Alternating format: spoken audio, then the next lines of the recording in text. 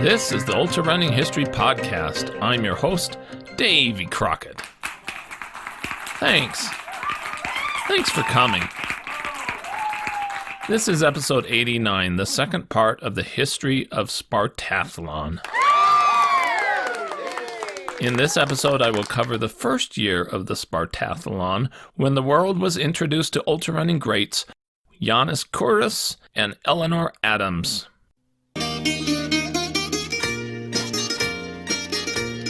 Spartathlon, an ultra of 153 miles, takes place each September in Greece, running from Athens to Sparta, with a 36-hour cutoff.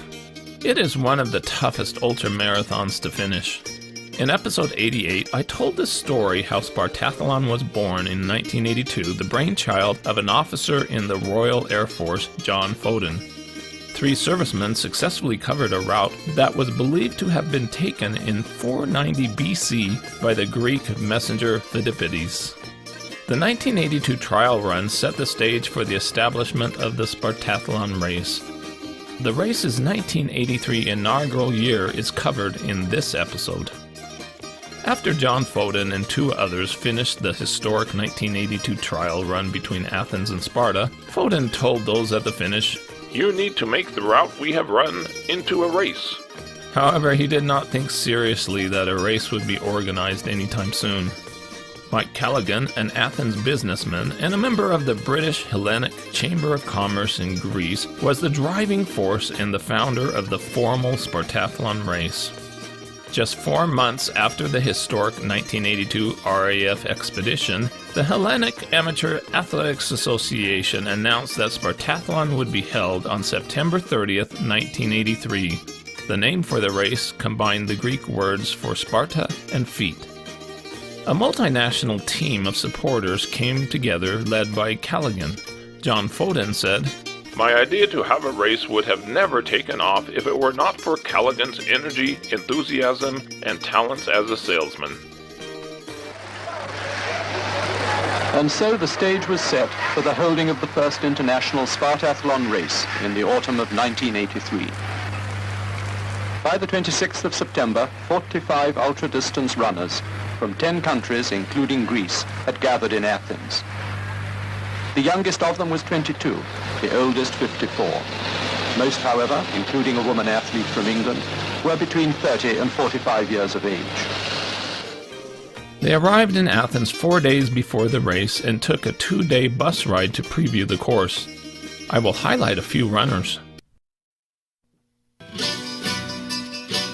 Yiannis Kouros was born in 1956 in Tripoli, Greece. At the age of 16, he began formal athletic training and started running races. At first, his coach dismissed Kouros as being a mediocre athlete who just didn't have the build to go fast. But he progressed to be one of the top high school runners in Greece. In 1977, at the age of 21, Kouros ran his first marathon in 2 hours 43 minutes. His times continued to improve to 2 hours 25 minutes in 1981. By 1983, the year of the first Spartathlon, Kouros, aged 27, had finished 25 marathons, but he was not well known outside of Athens. He said, "I read about a race from Athens to Sparta.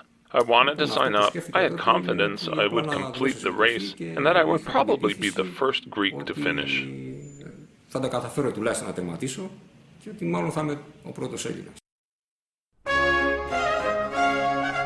Eleanor Adams was born in 1947 in England. She started running as a teenager and joined an athletic club, but as a girl was not allowed to run further than 1 mile on the track and 2.5 miles on the road.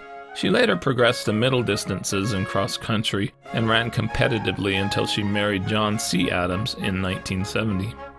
Adams then gave up running for the next 8 years and had 3 children. In 1978, at the age of 31, she took up jogging again to try to regain some fitness, but soon caught the racing bug again. Soon she was running sub-3-hour marathons routinely. I never even heard of ultra-distance running. At the time, in the early 80s, I was focusing on being a marathon runner. because women were just starting to be accepted into marathons. A British women marathon squad was established with the top 10 women marathon runners, and Adams was ranked 12th. Her primary goal was to make that squad. But on a whim, she went to run a 12-hour race at Nottingham, intending to stop at the marathon distance, but things went so well that she kept going. As she ran, the race director told her that she was on pace to break the women's 50-mile world record. I thought the race organisers was having a joke when he told me that I was about to break the 50-mile world record. And then I said, oh, don't be silly. No idea about world records, so never crossed my mind. Anyway, at the end of that, I ended up with 3 world records. Adams, age 36, heard about Spartathlon from Malcolm Campbell, an experienced ultra-runner and an influential British running administrator who offered to arrange for her travel to the race with a large contingent of the top British ultra-runners. Adams had difficulty being allowed to run in the inaugural race because she was a woman. What? The main thing for me is the difficulty I actually had in being accepted into the race, because the whole ethos of this race was based on a military event. The organisers were very much against having a female competitor, and it was only due to the intervention of the male ultra-runners that I was allowed to compete.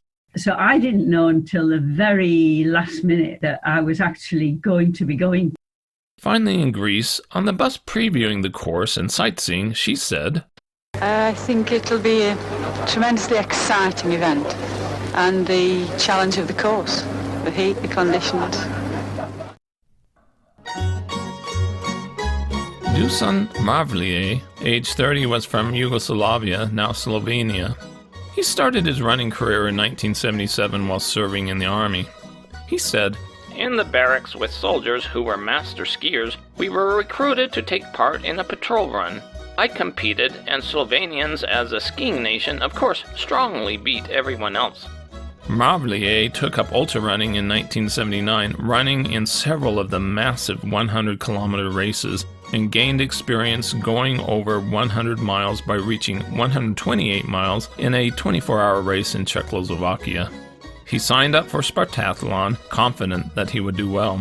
He said, "I am a fanatical long-distance runner, so you can imagine how excited I am at the thought of taking part in this spectacular historic event, especially because this is the first time it is being held."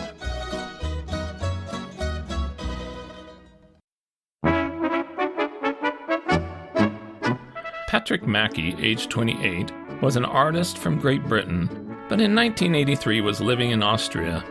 He began serious running in 1976 at the age of 21 and soon started running sub-3-hour marathons regularly. His lifetime marathon best was 2 hours 22 minutes. Mackey ran his first ultra in 1979, a 50K. For several years he preferred the marathon and 50K distances as opposed to the longer ultras. Spartathlon would be his first time going after big miles, starting his lifetime association with the race. That first year, he just hoped to finish and planned to run the entire way with Edgar Patterman of Austria. Ed Dodd, age 37, of Pennsylvania, a math teacher, was one of the 3 Americans in the field in the inaugural Spartathlon. He had become introduced to running in 1960 in high school when he joined the cross-country team. Into college, he continued running and progressed to running marathons. Dodd ran his first ultra in 1977 at Lake Warramong 50K in Connecticut and became hooked on ultras. By 1983, his best 100-miler was achieved on a track with a time of 18 hours 50 minutes.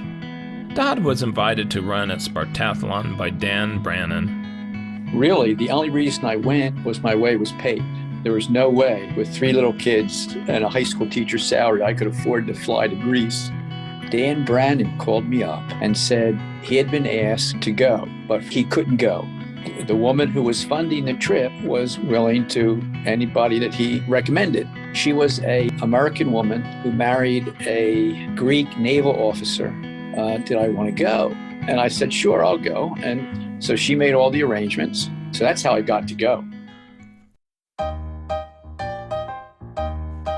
Marvin Skagerberg, age 45, of New York City, was another American in the field. He had accomplished running 405 miles at a 6-day race earlier in the year. He said, "The interesting thing about Spartathlon is definitely the historic angle, and of course it's a multi-day race which is growing increasingly popular in the United States." John Wallace, 46, of Michigan, was the third American. He was a very experienced ultra runner and had about 10 100-milers to his name. On the preview bus ride, Dodd and Skagerberg said, "I'm just intrigued with the opportunity to run in the footsteps of such a historical figure as Phidippides. I think most of us here couldn't resist running the Spartathlon because we'd be sharing a course that was run by another human being 2,500 years ago, 25 centuries ago." John McCarthy, one of the original 3 runners from the 1982 trial run, came back to run again. McCarthy said, "Well, because I have done it once already, I felt that I had to come back and do it again, now that we're hoping it will become a regular event. And I'm as terrified now as I was this time last year. It's a daunting task, but I think I can do it." In the morning at dawn, the runners were bussed from the hotel to the start at the Stadium of Athens that was rebuilt for the first modern Olympic Games in 1896. Dodd said, Got to go into the stadium and look around, really long straightaways, very short, quick turns. The race started outside the stadium at 7 a.m., ran through the heavy traffic in Athens, and down along the Mediterranean. Dusan Mravlier, the runner from Yugoslavia, took the early lead and held it through the first 34 kilometers. Manolis Prokopakis drove a car with a big race timer. He kept up with the first runner all the way from Athens to Sparta. Adams recalled, The first 50 mile into Corinth was very busy traffic-wise. The fumes were horrible and it got hotter as the day went on, and no shade along that way and very little in the way of refreshments. Water holes, such as this one, were set up along the entire route, roughly one every 5 kilometers. Here an athlete could obtain water, for sponging down as well as for drinking, light refreshments and first aid. but most of the stops only had warm water and Coke to drink with little food, some rice pudding, cookies, and crackers.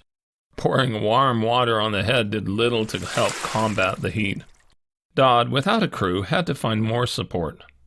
I remember running into stores on occasion. You'd go through a small town. I'd go into a store to try to find something to drink. Adams added, I can remember going through villages where they were having parties. They seemed to have an all-day party, and the runners going through were just sort of incidental. You grabbed a drink or you stuff to eat. The food wasn't very palatable. I can remember certainly getting very dehydrated because, there was just literally a big bottle of water left at the side of the road, and that you just helped yourself as you went past. At some mountain villages in the evening, farmers sitting in taverns were seen offering runners kebabs off of their plates and the brandy or wine that they were drinking. 30-year-old Dusan Mravlier from Yugoslavia has been in the lead since the start and has now covered 31 kilometers. The Yugoslav is followed closely by 47-year-old Alan Fairbrother from Britain. Behind Fairbrother comes Yiannis Kouros, a 27-year-old Greek marathon and long-distance runner from Arcadia in the Peloponnesus. Other athletes are already widely separated. By the 44th kilometer, Yiannis Kouros has gone into first place, overtaking both the Yugoslav and the first of the British runners. Yiannis Kouros crosses the bridge over the Corinth Canal more than 2 hours ahead of the most optimistic estimate of the race organizers. The first cutoff point was about mile 52 after the Corinth Canal. Runners needed to arrive there by 6 p.m., 11 hours. Many of the runners did not make this cutoff, either because of the lack of training or because of the stifling heat. After Corinth, there were many miles of dirt roads, which made it challenging for those who were mostly road runners. Skagerberg said, Long sections of back roads were very nearly trail running. After the course left the highway, we saw only small villages and miles of vineyards, donkeys grazing with ancient wooden pack saddles, and racks of currants drying. After 8 hours and about 56 miles, Kouros still held the lead. Kouros has stripped down to the lightest improvised garment on which his race number can be displayed. 3 kilometers behind the Greek athlete comes the Yugoslav Mravlje, doggedly maintaining his challenge, a cooling sponge tucked into the top of his vest. 20 years older than the leading runner, the Englishman Fairbrother lies third, a few kilometers to the rear. Fairbrother is closely followed by the West German Alphonse Everts. There will be no variation in the final order of the first 4 runners, but the distances that separate them will grow. In the late afternoon, the Austrian Patterman and his English co-runner Patrick Mackey are about 30 kilometers behind the leading athlete. Pacing one another from start to finish, they pass by the ruins of ancient Corinth as the sun goes down. During the evening, children would come running out of each little village to greet the runners. American John Wallace would teach them how to do high fives as he ran by. They would then run into the village and see all the citizens out in front of the cafe cheering them on. After dark, disaster struck Dodd's race. And one time during the night, my light went out. I came up on a Greek runner, or he came up on me. I certainly didn't speak Greek. I don't think he spoke English. But I told him that essentially that the battery had gone out, and he had somebody helping him. We got to a town, and they went into a store with me, and we bought batteries for my headlight. I'm not sure what I would have done without that, because he was going faster than I was. Out in the dark, there were eerie sounds. Barking animals. I don't know if they were dogs or what, but certainly once it got dark, it was a little bit eerie running down this dirt road in a foreign country, hearing these howlings going on off in the dark. I had never run a trail race at that time. Not that this was a trail race, but it was certainly something very, very foreign. I mean, I was a track and road person, and so this was very unusual. Adams commented, I know when we got to the mountain, it was dark and we had a guide, and it was quite surreal looking back down the mountain and seeing all these little twinkly lights as people were climbing up, because obviously we had to carry torches. Dodd added, On the mountain, they had people situated at various locations, point us in the right direction. It wasn't a very difficult mountain. Skagerberg said the final ascent of the mountain was steeper than the last mile up Pikes Peak, though the descent down the other side was easier. Adams remembered that there were no course markings, but Dodd said that it wasn't possible to get lost, certainly not on the mountain. He never had any anxiety when it came to a turn because of the number of helpers. Dodd made it to the top and then started his run down. And when I came off the mountain, I said, oh man, if I don't really run, I'm not going to make the cutoff. So the whole last 5 miles, I just ran like it was a cross-country race. And that was a big mistake. By the time I got to the 105 cutoff, I was pretty whooped. Much earlier, when Kouros reached the mountaintop, he shouted, "Where are you, compatriots?" He said his voice echoed off the mountains. But his fast pace took its toll, and he chilled and was shivering as he ran down the Arcadia plains. Kouros reached Tegea, 105 miles, at 16 hours, 48 minutes. Just a few minutes before midnight, Kouros enters Tegea, 7 hours in advance of the anticipated time. The Tegeans have been advised of his amazingly early approach and turn out to welcome him, proud of this young Greek runner who seems set to win this extraordinary race. Dusan Mravlje, the Yugoslav, follows, nearly 2 hours behind. Yiannis Kouros keeps up his almost mechanical rhythm, not yielding any distance to his closest rival. Many hours later, as Dodd was making his way over the mountain, he came across fellow American Marvin Skagerberg. I remember going through a small town late at night because he was lying on a bench. And I asked him how he was feeling. He said, well, not too well. And I kept going. And then we both made it over the mountain to the checkpoint, the town after the mountain at 105 miles. And you had to be there in 24 hours. I got there about 24:05, 24:10, sat down all dirty from the mountain. I was washing my legs off. Marvin came in, sat down next to me.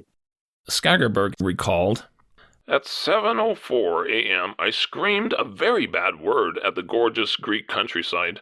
3/4 of a mile short of the 24-hour elimination point, I ground to a halt and walked slowly in. I was doubly disappointed to see Ed Dodd, a 1/4 mile ahead, also eliminated by just a few minutes. the third American, Wallace, had packed it in a few kilometers earlier when he saw that it was impossible for him to make the cutoff. But Dodd explained. And the official came up and said, well, you two guys are last two over the mountain. So even though you missed the cutoff, we're going to let you keep going. And Marvin said, that's okay. I'll stop. And I said, oh, great. I'll keep going. That was a dumb thing to do. But so I got up and kept going. And within 10 kilometers, I was shot. And I just sat down in an olive orchard, waited for somebody to come pick me up. Dodd was totally out of fuel and badly dehydrated with no crew. He made it to about 112 miles. Skagerberg had a theory about their DNF. We 3 Americans had probably eliminated ourselves with a tactical error. We had run the first 50-mile sector very slowly, between 9 hours 40 minutes and 9 hours 55 minutes, assuring that we came through the 85-degree day fresh and ready for a good run all night. But the next 55 miles were more difficult than we had anticipated. Steep and rough dirt tracks slowed us down and kept us in time trouble. At Sparta, the British organizers had declared that the winner would not be expected at Sparta until 10 a.m. or 27 hours. Word has gone ahead to Sparta. The winner is approaching, many hours before he is expected. At 4:45 in the morning, Kouros is only 1 kilometer from the statue of Leonidas. Leading townspeople, race officials, and a few citizens of Sparta are waiting at this early hour to greet this seemingly tireless Greek runner, a 20th century Phidippides. Kouros recalled, I arrived at 5:50 a.m. in the morning at the crack of dawn. What Phidippides did, going to Sparta just for a message, I'd like to think myself as a messenger. Winner of Spartathlon 83, Yiannis Kouros arrives in Sparta the day after he left Athens. Did Phidippides finish this 250-kilometer run in just under 22 hours, averaging more than 11 kilometers or 7 miles an hour over such a testing route? 2 Spartan girls offer the victor water, symbol of Greek hospitality, from a 2-handled cup, faithful copy of a terracotta cup in the Museum of Sparta. The mayor of Sparta places a wreath of olive sprigs on Kouros' head, a hallowed tradition of athletic contests in antiquity. Marvelier finished nearly 3 hours later, and Fairbrother finished in third, walking it in nearly 6 hours after Kouros won. Only 16 of the 45 starters made it to the finish in less than 36 hours. Adams kept plugging along. She saw a mountain wolf at dawn. Her mental toughness kept her going. Adams passed Mackey coming down the hill into Sparta. He was having great difficulty. The British runners who had previously DNF'd came along the last stretch to give out bottles of water to the Brits still running. Adams finished in 32 hours, 37 minutes, and Mackey finished in 32 hours, 55 minutes. During the evening, an awards ceremony was held, attended by several thousand people overflowing the city square and cheering from windows and rooftops while bands played. Among the moving tributes paid by leading citizens of Sparta during the awards ceremony was one that called for a return to the Olympic ideal. We must turn back to the origins of the Olympic ideal. Athletics exercise the body, cultivate the mind, and draw nations together in the common struggle for freedom, democracy, justice, and peace. These ideals are well served by Spartathlon athletes, to whom we offer our heartfelt thanks at the same time as wishing that each one of them may become a Phidippides, carrying the message of Spartathlon to the ends of the earth. The top 3 finishers received replicas of ancient urns, each filled with Spartan earth. All the finishers received plaques, and then a dinner was held. Because Kouros was an unknown and won by a staggering margin, there were many doubters, especially among the Brits. Adams recalled, The main point of the Spartathlon event was the emergence of Yiannis Kouros. You know, he just blew the race apart. He finished so far in front of everybody else that he was accused of cheating, of getting on a motorbike. Now, that would have been quite possible.